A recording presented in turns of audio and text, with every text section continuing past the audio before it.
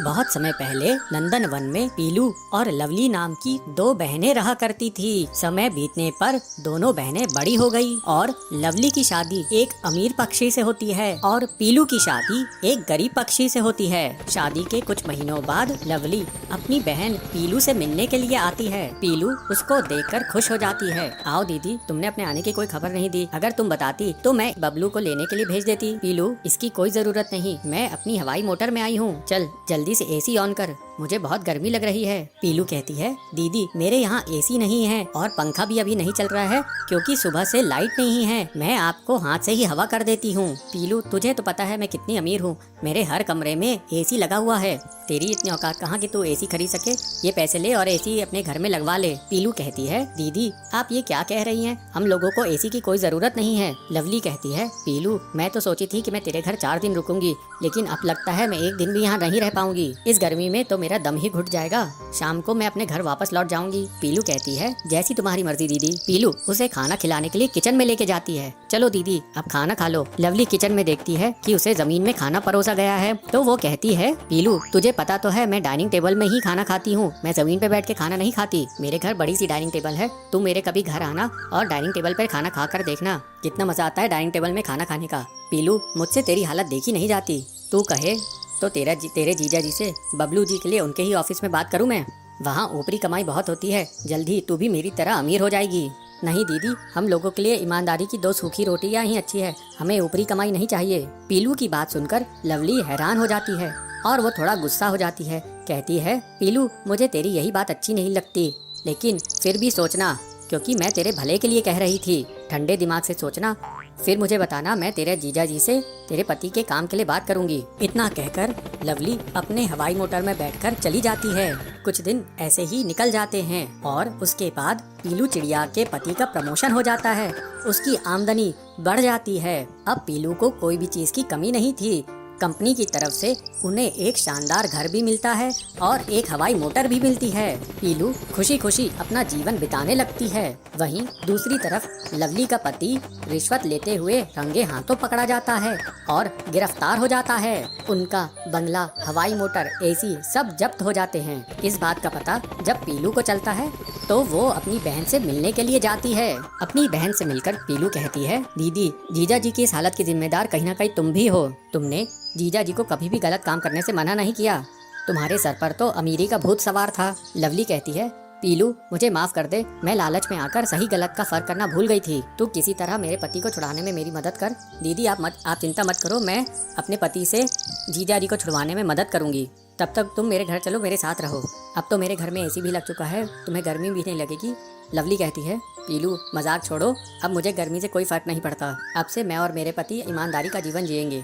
कुछ दिनों बाद पीलू चिड़िया के पति की मदद से लवली चिड़िया का पति जेल से रिहा हो जाता है। अब वे दोनों ईमानदारी की जिंदगी बिताने लगते हैं। बहुत साल पहले पीलू चिड़िया अपने पति बंटी के साथ एक पेड़ पर खुशी खुशी रहती थी। एक दिन उस पेड़ की जड़ के पास एक सांप रहने लगा। वो वहाँ पर बिल बना के रहता था और जब भी पीलू चिड़िया अपने अंडों को घोंसले में छोड़कर जाती थी तो वो सांप उन अंडों को खा जाता था।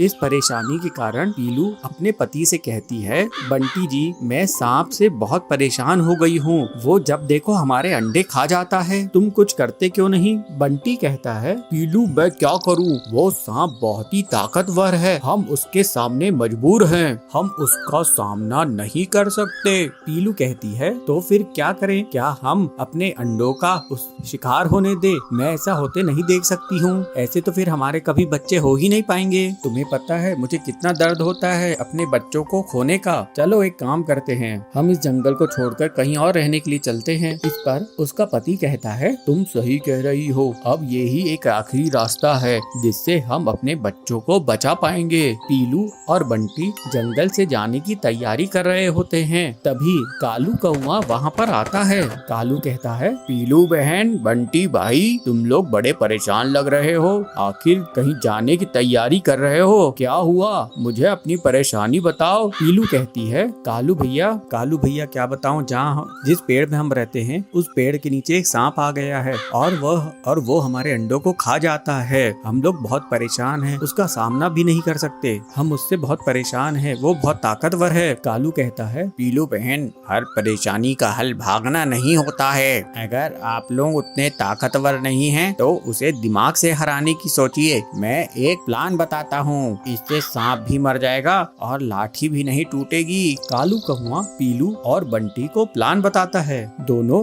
कालू कौवे का प्लान सुनकर बहुत खुश होते हैं। अगले दिन पीलू चिड़िया रानी के महल में जाती है। वहाँ वो रानी का एक खूबसूरत हार चुराकर भागने लगती है। रानी ये देख लेती है और वो अपने सिपाहियों को आवाज लगाती है, सैनिकों, वो देखो, वो चिड़िया मेरा बेशकीमती हार चुरा के लेके जा रही है। वो तुम्हारे राजा ने मुझे तोहफे में दिया था, जाओ उसको तुरंत पकड़ के लाओ। सैनिक भाला लेकर पीलू चिड़िया का पीछा करने लगते हैं। पीलू चिड़िया देखती है कि सैनिक उसके पीछे भाला लेकर आ रहे हैं। वो अपने पेड़ के पास पहुंचती है और उस रानी के बेशकीमती हार को सांप के बिल में डाल देती है। सिपाही भाले के डंडे से हार निकालने की कोशिश करते हैं और उस गड्ढे में डालते हैं। इससे सांप परेशान होकर बाहर आता है। सांप कहता है, अरे कौन है जो मुझे तंग कर रहा है, कौन है जो मुझे डंडा मार रहा है, मैं छोड़ूंगा नहीं। सांप को देखकर सिपाही सांप पर भाले से हमला करते हैं। सांप वहीं पर मर जाता है।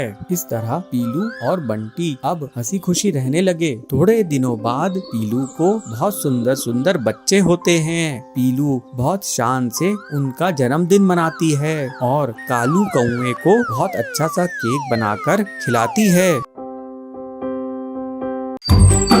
चंबल नगर में गोलू नाम का एक बच्चा था। उसके घर में एक शरारती चूहा घुस गया।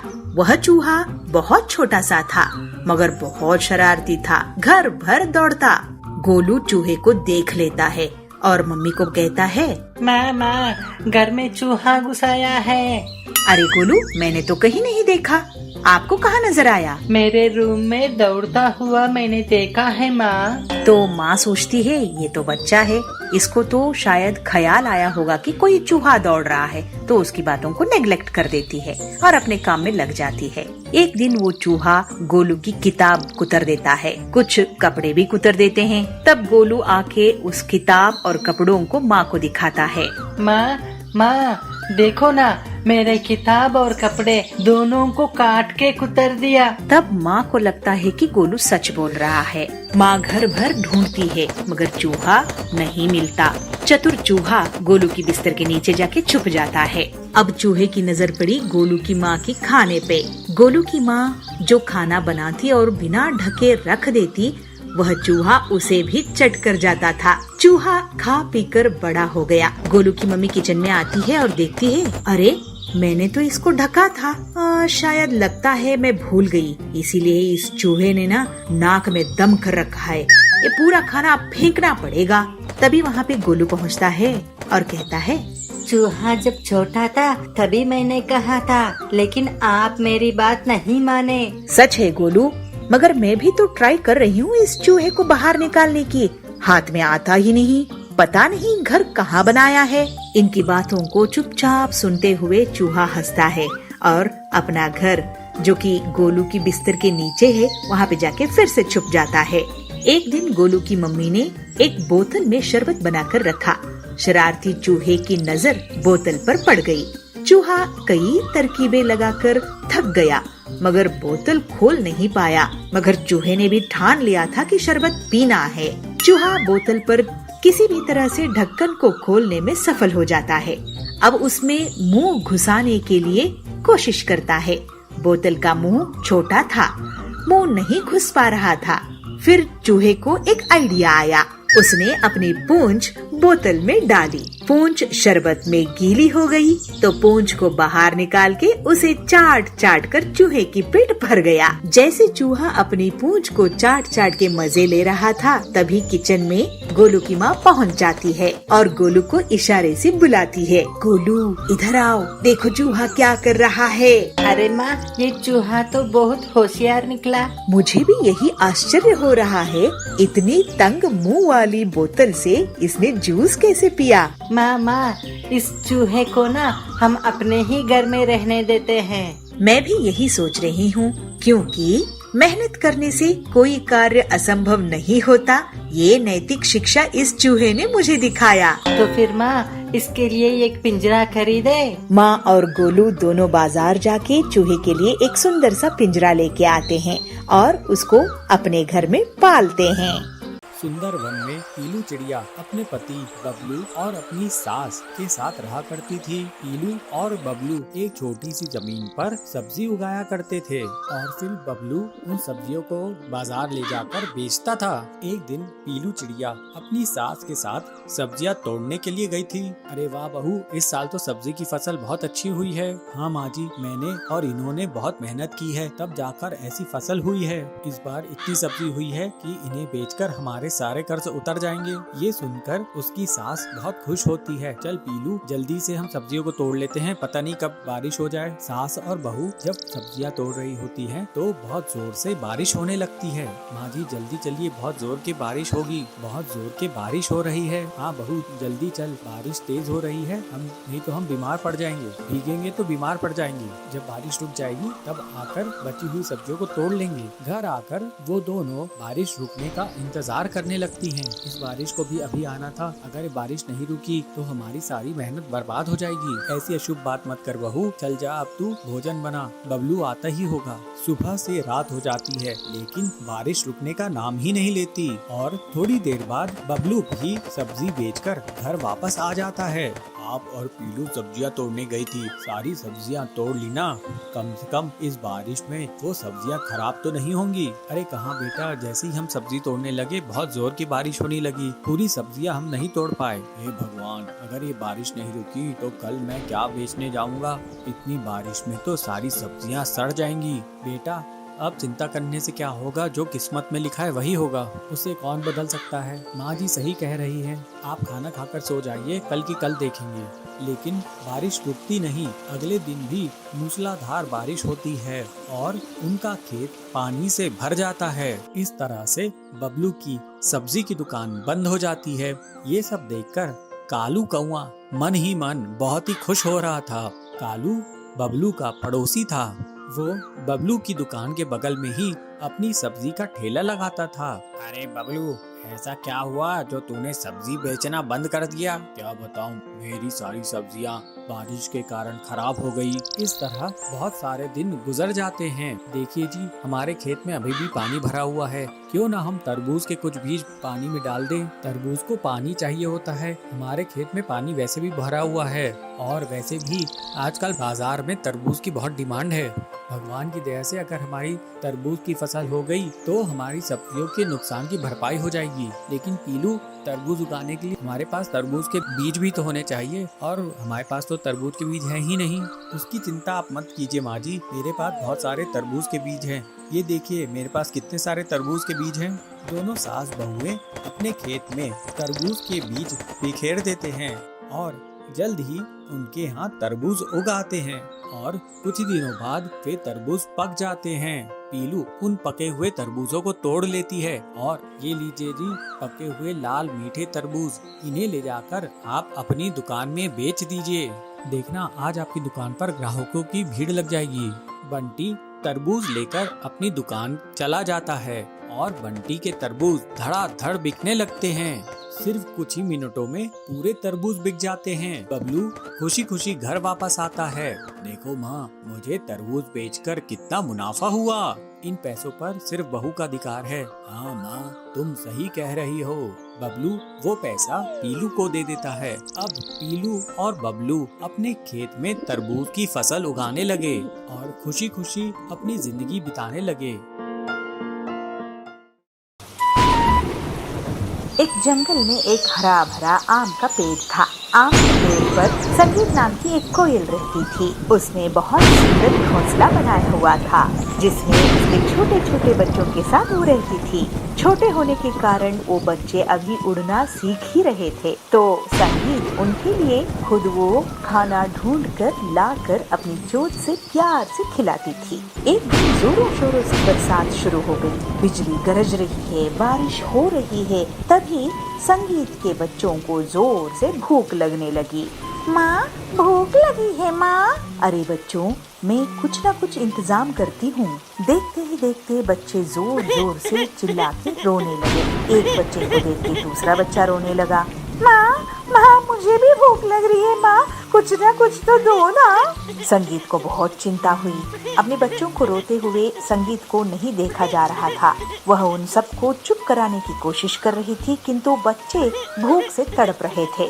माँ देखो ना, कल का कुछ भी हो चलेगा, मैं खा लूंगी। इस बात से संगीत उदास होने लगी क्योंकि घर में कुछ नहीं था। संगीत सोच में पड़ गई। अरे इतनी जोर बारिश हो रही है, मैं खाना कहाँ से लाऊंगी? मगर मैं खाना नहीं लाई तो बच्चों को भूखा शांत कैसे कर पाऊंगी? ऐसे मन में अपने हिसाब किताब लगा रही है और सोच रही है। काफी सोचने के बाद संगीत ने एक लंबी उड़ान भरी और पंडित जी के घर आ पहुंची। पंडित जी ने प्रसाद में मिले चावल, दाल, फल, सब्जी सब सूखने के लिए आंगन में रखा हुआ था। कोयल ने उसको देखा। अरे यहाँ पे तो काफी सारा भोजन है, मैं अपने बच्चों को जरूर पेट भर खिला सकती हूँ। यह सोचते हुए बच्चों के लिए अपने मुंह में संगीत ने ढेर सारा चावल लिया और पैरों से एक फल भी ले लिया और झटपट वहाँ से उड़ गई। भीगी भागी सी जैसे ही वो घोंसले में पहुँचती है तो सभी बच्चे एक साथ पूछते हैं, माँ आप भीग गए हो? माँ मुझे ना भूख नहीं है, आप बरसात में मत जाओ। बच्चों की बात सुनते हुए संगीत की आंखों में भी पानी आ जाता है और अपने पंख को झटकाते हुए बोलती है, अरे मैं माँ हूँ, मुझे कुछ नहीं होगा, आपका पेट भर जाए इससे ज्यादा मुझे क्या चाहिए। ऐसे कहते हुए सभी बच्चों को प्यार से अपने मुंह में जो दाना लाई थी उसको खिलाती है और फल भी काट काट के वो भी देती है। फल और दाने खाकर बच्चों का पेट भर गया। वह सब चुप हो गए और आपस में खेलने लगे। संसार में माँ की ममता का कोई जोड़ नहीं है। अपनी जान की पत्नी में डालकर भी माँ अपनी बच्चों की पेट भरती है और उसकी भलाई चाहती है। बच्चे खुश तो माँ भी खुश। ऐसे संगीत और बच्चे बहुत खुशी खुशी से बरसात का मजा लिया। चंपक वन में बबलू अपनी बेटा और अपनी पत्नी के साथ रहा करता था। वो एक गरीब किसान था और केसू की फूलों की खेती करता था और उनसे वो प्राकृतिक रंग बनाया करता था। उस रंग को होली के समय वो बेचा करता था, लेकिन उससे उसकी ज्यादा कमाई नहीं होती थी। एक बार पीलू, अजी सुनते हो, कितनी देर में आपका रंग बनेगा? हमें सुंदरी चाची के यहाँ जाना है, वहाँ पे होली का पूजा है। अरे मुझे थोड़ा समय लगेगा, एक काम करो तुम ही चली जाओ। अरे आजकल के जमाने को तो जरा देखो, कितने होली के रंग आने लगे हैं। तुम ले देकर 2 ही रंग बना पाते हो, कम से कम अपने पड़ोसी कालू भैया को तो देखो, उन्होंने अपनी दुकान को कितने सारे रंगों से भर रखे हैं। उनकी दुकान चटक रंगों से भरी हुई है और तुम्हारी है 2 रंग। अरे पीलू, दूसरों को देखकर क्या मैं अपना काम छोड़ दूं? मेरे बाप दादा भी यही काम किया करते थे। हम प्राकृतिक रंग ही बनाएंगे। और तुम्हें पता तो है पीलू कि असल होली तो इन टेसू के फूलों से बने हुए रंगों से ही खेली जाती है। भगवान श्री कृष्ण भी इन्हीं फूलों के रंगों से होली खेला करते थे। हाँ, पर उस समय ऐसे केमिकल के रंग भी तो नहीं आते थे। अब जमाना बदल गया है, तुम भी बदलो। तो बबलू कहता है, तुम कुछ भी बोलो पीलू, मैं अपना काम नहीं बदलूंगा। ये रंग प्राकृतिक हैं, इनसे कोई नुकसान नहीं होता। तुम समझ भी रही हो तुम क्या कह रही हो? वो रंग कितने खतरनाक केमिकल से बने हुए होते हैं, चमड़ी खराब कर देते हैं। अरे मुझे मत समझाओ, समझाना है तो उन ग्राहकों को समझाओ जो ज्यादा पैसे देकर उन केमिकल से बने हुए रंगों को खरीदते हैं। ऐसा कहकर पीलू वहाँ से चली जाती है। पीलू चाहती थी कि उसका पति बबलू केसू की फूलों की कृषि बंद करके कुछ ऐसा काम करे जिससे उसकी अच्छी कमाई हो, लेकिन बबलू अपना काम बदलने के लिए तैयार नहीं था। ये बात सच थी कि उसके रंग बाजार में मिलने वाले नए नए केमिकल के रंगों के मुकाबले कम बिकते थे, लेकिन जंगल में अभी भी कुछ पक्षियाँ थे जो बबलू से रंग खरीदा करते थे। इस बार बता तूने कैसा रंग बनाया है? राम राम काका, देखो इस बार फूलों की कितनी अच्छी खेती हुई, तो रंग कितने अच्छे खिले खिले बने हैं। हाँ, रंग तो बहुत अच्छे लग रहे हैं, मैं इस बार ज्यादा खरीद कर लेके जाऊंगा। बबलू खुश होकर उन्हें रंग देता है। अरे लेकिन क्या बताऊं, मेरा लड़का अपने बेटे के लिए बाहर से केमिकल का रंग खरीद कर लाया है और पिचकारी भी लेकर आया है। वो लोग तो समझते ही नहीं बात को कि प्राकृतिक रंग क्या होते हैं। ऐसा कहकर कालू वहाँ से चला जाता है। बबलू की दुकान पर बहुत कम लोगों ने रंग खरीदा। दूसरी तरफ कालू की दुकान बहुत जोरों शोरों से चल रही थी। वो शहर से जो भी रंग खरीद के लाया था सबका सब बिक गया था। आज दुकान जल्दी बंद कर दी। हाँ बबलू भाई, क्या करूँ, सारा माल बिक गया है।